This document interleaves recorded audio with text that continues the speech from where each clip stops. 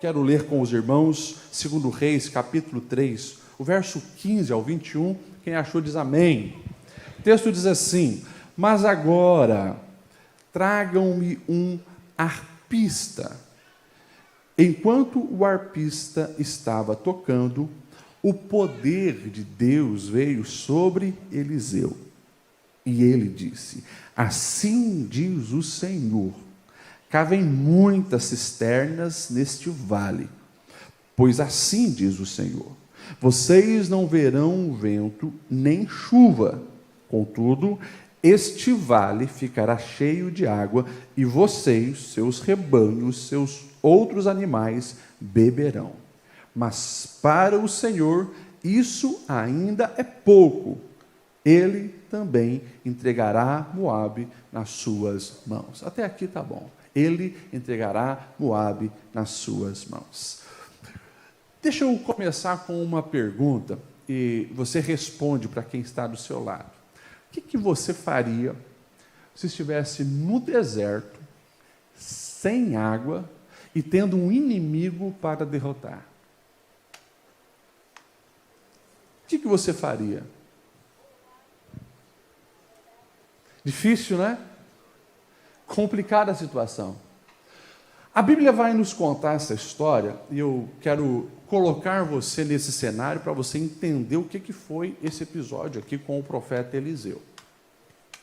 A Bíblia vai nos dizer que depois da divisão lá de Israel, Reino do Norte, Reino do Sul, nós vamos ver muitos reis bons e ruins ali revezando, né, no governo. Israel mesmo, o Reino do Norte, a maioria dos reis, praticamente todos, foram péssimos reis. E nós temos ali um casal que era o pior de todos. Vocês se lembram do nome do pior casal que reinou sobre Israel? Muito bem. Acabe e Jezabel. Terríveis.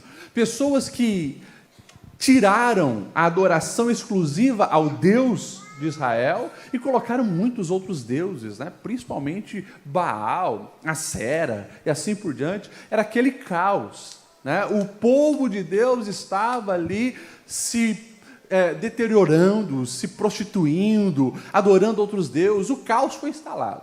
Esse casal, eles tiveram alguns filhos. Um dos seus filhos foi o rei Jorão. Esse rei Jorão virou rei depois que Acabe morreu. E agora esse Jorão está governando o reino do norte, governando Israel. Porém, depois da morte do pai dele, o que aconteceu? O rei de Moabe, que antes pagava tributos a Israel, disse: não vou mais pagar, cansei. O povo de Moabe era um povo muito próspero na questão de rebanhos. E só para você ter uma dimensão, por ano, o reino de Moabe pagava para Israel 100 mil cordeiros e 100 mil carneiros. Eu sei que você já sabe qual é bem a diferença do cordeiro e do carneiro, né? Sabe qual é a diferença, não? Alguém sabe qual é a diferença do cordeiro e carneiro? Pelo que eu sei, é apenas a questão de idade. Porque o cordeiro, é o filhotinho e o carneiro é o adulto ali do macho da ovelha, né? Então, assim, imagine isso, 100 mil cordeiros, 100 mil carneiros anual. E daí, de repente, o rei de Moabe bateu o pé e diz: não quero mais dar nada para Israel, acabou essa questão do tributo, porque o rei Acabe morreu. Quando Jorão percebe que vai ficar prejudicado, o que ele faz? Ele pede ajuda ao rei Josafá, que é o rei do reino do sul, de Judá, e pede também auxílio ao rei de Edom. Então esses três reis juntam os exércitos deles e vão atacar. Daí o rei Josafá pergunta: e qual é a estratégia? Por onde nós vamos? Nós vamos pelo deserto de Edom. E agora imagine aquele mundaréu de homens de guerra indo para uma grande batalha contra Moabe, estão atravessando o deserto. Quando nós olhamos aqui na palavra de Deus, nós vamos ver então esse problema surgindo. O verso 9 vai dizer assim: o rei de Israel partiu com os reis de Judá e de Edom, e depois de uma marcha de 7 dias, eles estão atravessando o deserto, não sei o que aconteceu, se calcularam errado, se estava diferente, não sei, mas passou 7 dias e o texto vai dizer assim: já não havia água para os homens beberem e nem os animais. Olha só a situação. Os camaradas estão indo para uma guerra, estão para enfrentar o inimigo, e agora eles pararam no meio do deserto porque estão desfalecendo de sede, e ninguém mais tem água depois de 7 dias. Quando bate aquele pavor, quando a situação está totalmente adversa, eles não sabem a quem recorrer, eles agora vão procurar uma ajuda divina. E eles começam a questionar, vamos procurar um profeta. Vamos procurar um oráculo de Deus, alguém que tenha uma direção de Deus para a nossa vida. E daí, um dos conselheiros lá do rei disse, olha, tem o profeta Eliseu, ele está por essa região, vamos procurar ele. Então, os reis vão procurar Eliseu. E é interessante, porque aqui nós temos uma situação única, né? E muito pedagógica para nossas vidas. Porque você imagine, Jorão é aquele camarada que, por mais que não foi tão ruim quanto os seus pais, ele foi um péssimo rei, e a própria Bíblia vai dizer isso. Porque ele não se desviou do caminho de Jeroboão, lá o filho lá de Nebate, né? Ou seja, o negócio que continuou foi toda a questão da idolatria, toda a questão do desvio do Senhor. E imagine ele sendo criado pelos pais naquele contexto, naquele meio, repudiando os profetas de Deus. Daí, de repente, alguém vai dizer assim, ó, você precisa procurar Eliseu, que ele vai dar a direção. Só que Eliseu, ele é aluno de Elias, o profeta que vivia em confronto com o seu pai Acabe. E daí agora, diante da adversidade, o Jeroão, né, o Jorão, né, podemos dizer assim, o rei que foi criado nesse contexto maligno, ele tem que se rebaixar e tem que reconhecer que precisa de uma direção que vem daquele que é chamado por Deus e escolhido por Deus. E eles vão. É interessante o diálogo, né, porque o próprio profeta Eliseu olha para Jorão e diz, espera aí, você, vindo a mim, vai procurar os profetas de Baal, aquele que o seu pai e a sua mãe alimentavam na mesa do rei. Ou seja, vocês fazem escolha errada, vocês praticam a idolatria, praticam a imoralidade, vocês rejeitam o Deus do exército, e agora, na hora que a coisa aperta, vocês vêm procurar, né? É meio que, como alguns às vezes dizem nos nossos dias, né? Tomou a decisão, agora faz o L, né? Mais ou menos assim, né? Enfim, o profeta estava dizendo de uma maneira bem clara, você fez as escolhas erradas, agora se vira. Só que daí, olha que interessante, o rei Jorão, ele desce do seu pedestal de orgulho e se humilha. Ele vai dizer assim, nós juntamos esse exército porque nós entendemos que essa é uma guerra necessária e o Senhor, o Deus de Israel, nos colocou nessa situação de batalha. Ou seja, como tem um que é superior, é a ele que nós precisamos recorrer. E sabemos que você é o profeta e é o representante dele. Daí o profeta ainda vai responder assim, verso 14, juro pelo nome do Senhor a quem sirvo, que se não fosse por respeito a Josafá, o rei de Judá, eu não olharia nem para a sua cara e não lhe daria atenção. Enfim, teve esse encontro. Os reis foram procurar e Jorão teve que descer do trono e pedir o auxílio do Deus de Israel. E o que a gente aprende com isso, pastor Lediel, né? Porque se a proposta do nosso diálogo hoje é vencendo no deserto, o que nós precisamos entender sobre isso? Nós precisamos entender que as crises que chegam até nós, os desertos da vida, as dificuldades, são grandes oportunidades para reconhecermos a grandeza, a soberania e o poderio do nosso Deus. Presta atenção nisso. Quando a vida dói, quando o deserto chega, e aqui, claro, eu não falo só do deserto físico, porque no deserto físico, se você tivesse dimensão do que é o Oriente Médio, você não ter água para beber, né, você passa meia hora sem água, os lábios já começam a secar, a língua já começa a sentir a necessidade. Quando você está no meio desse deserto escaldante, sem água, você sabe, ali revela a sua pequenez, Ou você encontra algo que nutre, ou você se abriga, ou encontra uma sombra, ou você morre, né? E os desertos da vida, e aqui eu falo também dos desertos emocionais, dos desertos espirituais, dos desertos das doenças, e talvez alguém aqui está passando por esse tipo de deserto. Pastor, eu estou no deserto de ansiedade, eu estou no deserto nos meus relacionamentos, pastor, eu estou no deserto financeiro, eu não sei, mas o deserto revela algumas coisas importantes. Primeiro, a nossa habilidade, o nosso poderio, a nossa capacidade é pequena.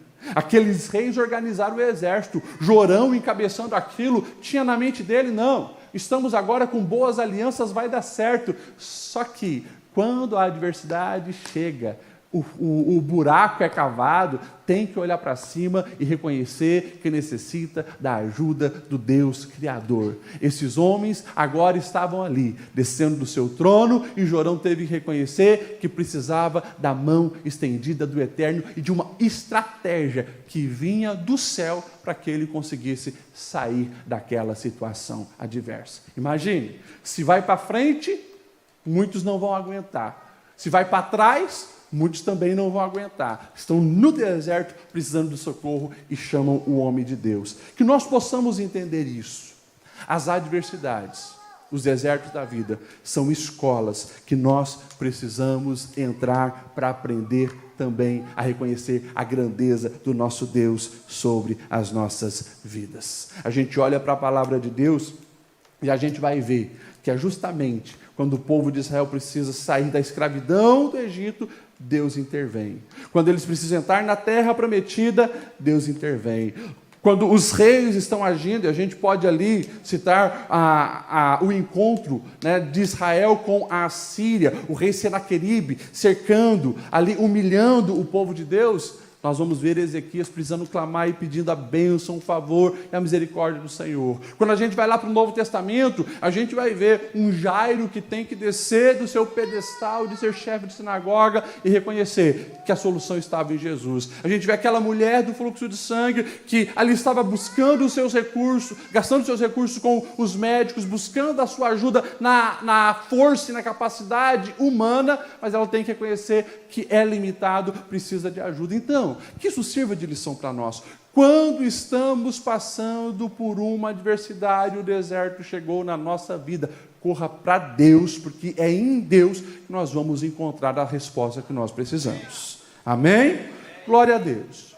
O profeta já deu então aquela cutucada, aquela alfinetada, né? Agora Jorão se humilhou, então o profeta ele vai fazer algo muito interessante. Como nós lemos no verso 15, ele diz assim: tragam-me um arpista. Isso me chama a atenção, porque Eliseu, ele já tinha tido fortes experiências com Deus. Eliseu, nessa altura, ele já tinha recebido toda a autoridade, né, que estava sobre Elias em dose dupla. Ao receber a capa, nós vamos ver ele tocando o Jordão se abrindo, já tinha visto milagre. Nós vamos ver coisas grandiosas acontecendo através de Eliseu. Mas, de repente, para tomar uma grande decisão como essa, envolvendo os exércitos, ele chama alguém para tanger, para tocar. Vem um arpista para ali fazer, quem sabe, um culto completo ao Senhor. Isso me chama a atenção porque traz uma resposta para nós e uma direção muito clara, que muitas vezes, quando nós estamos preocupados com guerra, quais estratégias de guerra que nós vamos usar, né? Quais as armas bélicas que nós vamos, então, entrar nessa guerra, e a gente muitas vezes esquece do essencial, que é a arma da adoração, a arma do louvor. Olha que interessante isso. Nós estamos falando de um contexto bélico, nações enfrentando nações. De repente o profeta diz: vou aproveitar que vocês estão aqui, traga um músico, que nós vamos fazer um culto ao Senhor. Nós vamos tocar e louvar e bendizer o nome do Senhor. E o texto seguinte vai dizer assim: enquanto o arpista tocava, o poder do Senhor veio sobre Elias. Que coisa preciosa. Aprenda uma grande lição para a sua vida. E presta atenção nisso que eu vou falar. Muitas estratégias que nós precisamos receber de Deus para as nossas batalhas, para as nossas guerras, só vão chegar enquanto nós adoramos. Eu vou repetir isso para você não esquecer. Muitas das estratégias de Deus para as batalhas que nós enfrentamos só chega quando nós adoramos. Talvez você está aqui e você está angustiado com uma decisão que precisa tomar, algo que precisa fazer, um problema que te assola, e você já usou toda a estratégia que você sabia. Você chamou especialistas para te dar uma direção. Os céus hoje te convidam a adorar. Adore ao Senhor, cante louvores ao Senhor, celebre o nome do Senhor, exalte o nome do Senhor. Se puder, né, traga um arpista ou dá o play lá no teu som, ou fala para a Alexa, né, qual é o louvor que você quer ouvir, mas aquele ambiente onde você está, que possa ser inundado por louvor ao nome do Senhor, adoração ao nome do Senhor. Quando nós olhamos para a Bíblia, fica muito claro, né? A gente tem o clássico exemplo de Paulo e Silas na prisão, as costas ensanguentadas, eles ali prestes para ser julgado com mais condenação, e de repente, por volta da meia-noite, o texto da Bíblia vai dizer em Atos que eles estão louvando ao Senhor. E quando eles louvam, a intervenção vem. A terra treme, a solução acontece. Quando nós olhamos para a vida do Mestre Jesus, o momento da sua maior aflição, Mateus 26:30 vai dizer que eles cantaram antes de sair para o Monte das Oliveiras. Olha só, o Criador de todas as coisas, o Mestre Jesus, o Deus encarnado, sabendo de um grande desafio que ele tinha para enfrentar, que era a cruz, ele parou para exaltar ao Pai e cantar louvores ao Senhor. Tem um ditado aí popular, você conhece, que diz, né, que quem canta os seus males, vamos só corrigir isso, não é quem canta, porque se você botar um funk lá não vai mudar nada. Agora, quem louva, quem adora, quem celebra com canções o Criador, daí você pode ter certeza, os males espanta, os demônios batem em retirada, o inferno fica confuso, o inferno entra em confusão, podemos usar a linguagem adolescente, entra em parafuso. Como que alguém que está no deserto, numa adversidade, está louvando? O inferno não sabe dizer, mas a tua alma vai ser revigorada, fortalecida, vai vir do céu um esclarecimento, porque amplia a visão, e você pode então seguir o caminho correto. Não esqueça essa lição.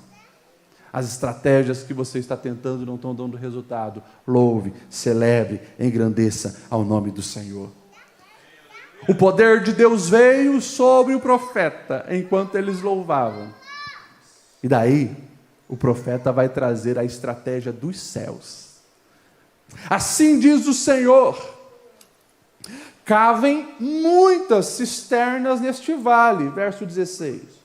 Pois assim diz o Senhor, vocês não verão, presta atenção nisso, vocês não verão vento nem chuva, contudo este vale ficará cheio de água, e você e os seus rebanhos e os seus outros animais beberão.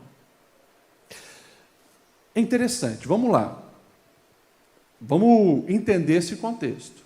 Os camaradas estão em 7 dias andando pelo deserto, e a situação ficou tão apavorante, porque acabou a água, que os reis precisaram buscar a ajuda do profeta. É isso, pastor Letiel? É isso. Você imagina um exército de homens, né? Fraco porque não tem água para beber, sedento, um negócio absurdo. E de repente, o recado que Deus dá ao profeta é o seguinte: cavem cisternas. Poxa, mas o Deus que ali no tempo de Elias mandou chuva. Elias disse, olha, durante 3 anos não vai chover, e não choveu, mas quando ele disse vai chover, mandou ainda o seu servo espiar, e disse, olha, eu vejo uma nuvem do tamanho da mão de um homem. Não, então pode avisar Acabe para correr, porque vai vir chuva, e vem muita chuva. O Deus que pode mandar chuva, por que manda cavar cisterna? Homens que estão fracos, homens que não estão nutridos. Tem um mistério aqui. Só que nós precisamos entender que os projetos de Deus são perfeitos. Ele sabe o que faz. E nós precisamos entender essa verdade que a Bíblia está nos dando aqui. Sim, o nosso Deus é um Deus que de algum jeito vai mandar água. Porém, cabe a nós cavarmos cisternas. Tem pessoas que querem mágicas e não milagres. E eu já falei algumas vezes desse púlpito, que Deus vai exigir um passo de fé de você. Deus vai querer ver, de fato, o que está na sua alma e se de fato você quer a solução para isso. Como que homens fracos encontram força para cavar a cisterna, pastor Lediel? Só tem um fator que eu consigo encontrar aqui que vai motivar esses homens a cavar a cisterna. Sabe o que é? É a fé. É a fé. É eles acreditarem na palavra do profeta que veio dos céus. Não, se vai dar certo então, nós vamos gastar a nossa última força, nós vamos cavar essa cisterna, porque Deus prometeu. Ah, isso é lindo quando a gente para entender. Porque muitas vezes, meus irmãos, e nós precisamos estar abertos para essas verdades, parece que nos momentos mais difíceis da vida, Deus ainda vai esperar um posicionamento nosso que tem um preço a ser pago, que tem um esforço a fazer. Pastor, mas a minha situação no casamento não tem mais jeito. Deus ainda assim vai exigir que você dê um passo de fé e faça algo.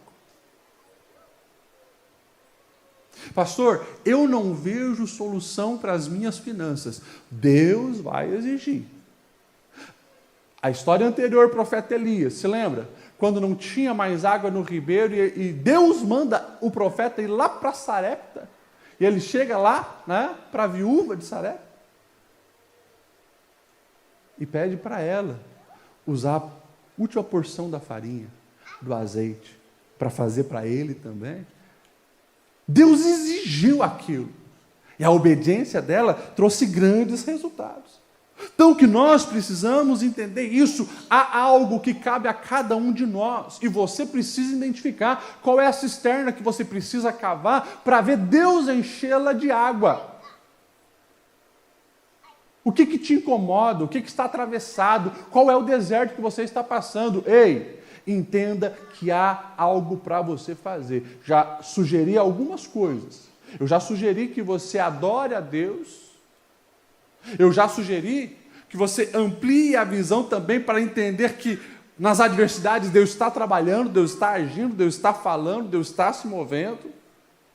Já sugeri que você saia de qualquer trono ou pedestal que você se colocou e se humilhe na presença de Deus. Então vai identificando a cisterna que você precisa cavar. Porque quando isso acontece, Deus também faz grandes resultados acontecerem.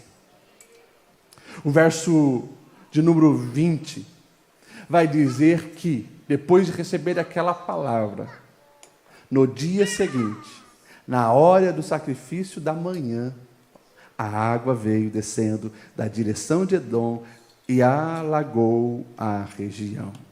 Olha só, eles fizeram a parte deles, eles cavaram e eles foram ali adorar mais uma vez a Deus. Pela manhã ofereceram sacrifícios e veio água e encheu aquelas cisternas. É um Deus intervindo no meio do deserto e dando água para aquele povo.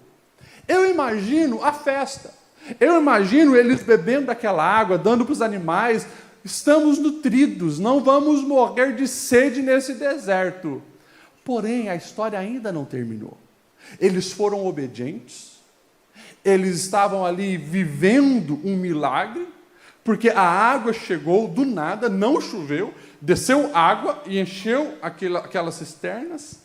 E daí a gente vai para a continuação, o verso 17 vai dizer assim: pois assim diz o Senhor, vocês não verão vento nem chuva. Olha que interessante, contudo este vale ficará cheio. Daí o resultado, 22, lá no verso 22. Ao se levantarem na manhã seguinte, o sol refletia na água.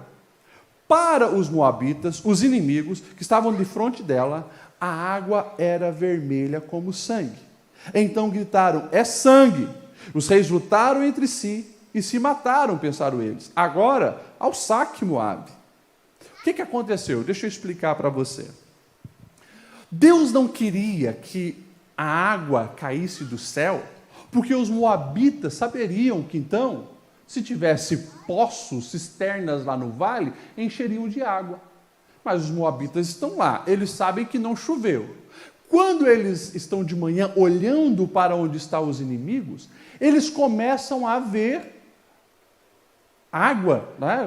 Na verdade, eles veem aquelas manchas, pensando que alguma coisa tinha acontecido. O sol veio e parecia vermelho. Então, na mente dos inimigos, era sangue. Olha que história interessante. Eles falaram: os reis lutaram entre eles e se mataram. Então, o que cabe a nós agora, não precisamos guerrear, nós vamos ao saque. E a Bíblia vai dizer que quando eles descem, então Israel e os outros exércitos os destrói, os matam, os perseguem e ganham a guerra. O que a Bíblia está nos ensinando? A Bíblia está nos ensinando que os métodos de Deus sempre são mais eficientes, mais eficazes que qualquer um dos métodos que nós escolhemos e que nós estabelecemos para seguir. Porque eles nunca imaginariam que isso ia acontecer, mas o Deus que já está no amanhã estava não apenas dando água para nutri-los, mas estava já dando e concedendo a vitória para eles. O que isso tem a ver conosco, pastor Lediel? Tudo! Porque muitas vezes nós vamos ser chamados por Deus para fazer algo que não entendemos muito bem. Como que um Deus diz que vai encher de água as cisternas, mas não vai vir chuva? Que loucura é essa? Será que nós vamos encontrar veios de água no deserto, o que é muito improvável? Talvez era o questionamento deles, mas eu tenho certeza que eles nem imaginavam que Deus já estava preparando uma grande vitória. Passou-se milhares de anos, e a situação continua sendo a mesma para mim e para você. Vai ter muitas coisas que Deus vai pedir para você fazer e você não vai entender. Mas a minha sugestão para você é obedeça. Porque a partir do momento que você se posiciona em obediência ao Senhor, Ele não apenas te dá as vitórias que você está enxergando aqui na sua frente, mas Ele já está preparando coisas muito maiores sobre a sua vida. É fácil obedecer ao Senhor dessa maneira? Muito difícil, tem que sair da lógica. E quando nós olhamos na palavra de Deus, sempre foi assim, né? Imagine lá atrás um Josué, que é o responsável agora por conquistar a terra prometida, e daí vem Deus dizendo que não é para fazer grandes armas de guerra, mas vai rodear Jericó e gritar no final que Deus vai dar a vitória. Na lógica humana, loucura, mas para aqueles que confiam e acreditam no poder do seu Deus, é de fato tocar aquilo que os olhos não podem ver. Lá no Novo Testamento, quando falta o vinho no casamento em Caná da Galileia, Jesus chega para os servos e diz: encham as talhas de água. Talvez algum de nós, que se estivéssemos lá, a gente ia chegar para Jesus, está faltando vinho, não é água, está faltando é vinho. Encham as talhas de água. Vamos aplicar isso de uma maneira mais direta para nós. Quantas vezes você se achou na razão e Deus se manifesta dizendo: perdoa. Mas a lógica humana diz o contrário. Pois é. Ouse sair da lógica humana. Você vai encontrar não apenas um alívio para a sua alma, mas você vai tirar de fato um grande fardo de você, daquele que também te prejudicou. Quando a Bíblia nos orienta a amar incondicionalmente, ouse obedecer, ouse seguir. Quando nós temos aqui orientação, né, para aquele que tenta roubar a sua capa, dá também a túnica, Aquele que te força a andar 1 quilômetro, anda também 2, parece tudo loucura. Como que eu vou fazer um negócio desse? De fato, só com a inspiração dos céus sobre a sua vida. Mas ouse obedecer e você verá grandes coisas acontecerem. O que eu posso afirmar para você: obedeça o Senhor. Obedeça o Senhor.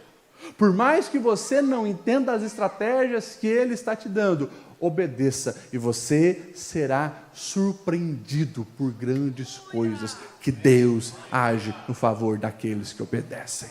Vamos ficar em pé para nós caminharmos para o final? Eu finalizo lembrando, palavra de Deus a Jeremias, porque eu sei os planos que eu tenho para vocês, de fazer prosperar, não causar danos, planos de dar a vocês esperança e um futuro glorioso. Ou seja, que nós possamos buscar as orientações do nosso Deus, usando essas armas da humildade, da adoração, do reconhecimento da soberania do Senhor, da obediência. Isso é um segredo que está exposto para todos. Infelizmente, a grande maioria dos seres humanos hoje viram as costas para a palavra de Deus. Não meditam nisso que nós estamos fazendo hoje. Coisas simples, claras e diretas que Deus nos dá, que é o segredo de uma vida bem embasada, de uma vida verdadeiramente próspera, que desfruta da bênção de milagres da intervenção do Senhor.